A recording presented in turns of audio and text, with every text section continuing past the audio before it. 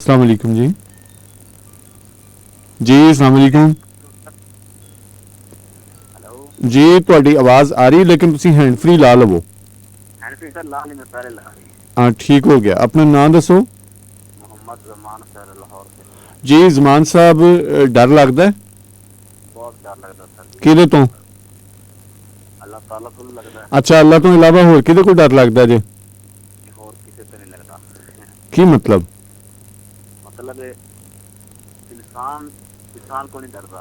नहीं डरते क्यों नहीं? ਹੁਣ ਤੁਸੀਂ ਕਿਤੇ ਸਨਾਟੇ ਵਾਲੀ ਜਗ੍ਹਾ ਤੋਂ ਲੰਘੋਗੇ, ਤੁਹਾਡੇ ਕੋਲ ਕੋਈ ਕੀਮਤੀ ਚੀਜ਼ ਹੈ हाँ जी। ਤੇ ਤੁਸੀਂ ਤੁਹਾਨੂੰ ਇੱਕ ਖੌਫ ਜਿਹਾ ਨਹੀਂ ਹੋਏਗਾ ਕੋਈ ਖੋ ਨਾ ਲਵੇ? नहीं सर, तो समझ नहीं लगी। ਕੋਈ ਤੁਹਾਡੇ ਕੋਲ ਕੀਮਤੀ ਚੀਜ਼ ਹੈ, हाँ जी। ਤੁਸੀਂ ਕਿਸੇ ਐਸੀ ਜਗ੍ਹਾ ਤੋਂ ਲੰਘ ਰਹੇ ਹੋ, ਖੁਦਾ ਨਾ ਖਾਸਤਾ ਤੁਹਾਡੇ ਕੋਲ ਤਾਂ ਕੋਈ ਤੁਸੀਂ ਸਮਝਦੇ ਹੋ ਕਿ ਯਾਰ ਇਥੋਂ ਕੋਈ ਖੋ ਨਾ ਲਵੇ, अच्छा। ਉਹ ਡਰ ਨਹੀਂ ਹੈ? डर का मतलब है।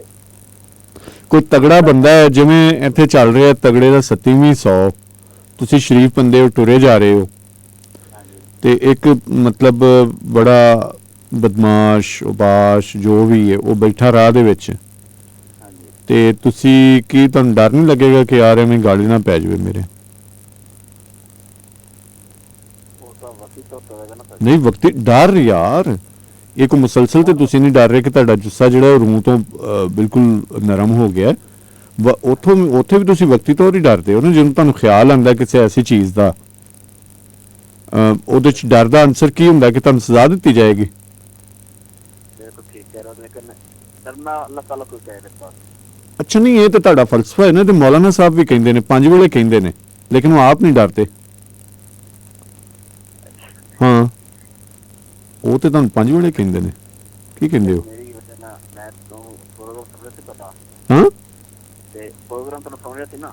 ਹਾਂ ਤੇ ਤੁਸੀਂ ਕਹਿ ਰਹੇ ਸੀ ਉਹ ਇੱਕ ਦੋ ਕਾਲਾਂ ਲਈਆਂ ਸੀ ਤੁਸੀਂ ਤੇ ਤੁਸੀਂ ਇਹ ਕਹਿ ਰਹੇ ਸੀ ਕਿਉਂ ਡਰਦੇ ਹੋ। ਹਾਂ ਤੇ ਤੁਸੀਂ ਜ਼ਿਹਨ ਬਣਾ ਕੇ ਆ ਗਏ ਕਿ ਮੈਂ ਹੁਣ ਇਹੀ ਦੱਸਣਾ ਹਾਂ ਮੈਂ ਦੱਸਾਂ ਕਿ ਸ਼ਾਮ ਦੀ ਕਿਤੇ ਹਾਂ ਸਦਕੇ ਜਾਵਾਂ।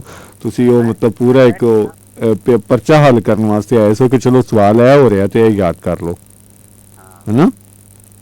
ਕਿਉਂਕਿ ਕੁਰਾਨ ਮਜੀਦ ਵਿੱਚ ਬਹੁਤ ਕੁਝ ਹੈਗਾ। ਅੱਛਾ ਉਹ ਸਭ ਕੁਝ ਹੈ, ਉਹ ਮਾਸ਼ਾਅੱਲਾ ਸਾਰੇ ਇੱਥੇ ਯਕੀਨ ਕਰੋ ਮੁਬੱਲਿਗ ਆਲਿਮ ਫਿਲਾਸਫਰ ਨੇ, ਲੇਕਿਨ ਮਾਮਲਾ ਹੈ ਕਿ ਅਸੀਂ ਕਿੱਥੇ ਤੱਕ ਅਮਲ ਕਰਨੇ ਆ। ਗੱਲਾਂ ਤੇ ਸਾਰਿਆਂ ਕੋ ਮੇਰੇ ਕੋਲੋਂ ਵੀ ਸੁਣ ਲਓ, ਮੈਂ ਗੱਲਾਂ ਦਾ ਖੱਟੇ ਹੀ ਖਾਣਾ, ਇੱਥੇ ਗੱਲਾਂ ਕਰਨਾ ਨਾ, ਹੋਰ ਵੀ ਬਹੁਤ ਸਾਰੇ ਰੇਡੀਓ ਤੇ ਗੱਲਾਂ ਕਰਨਾ।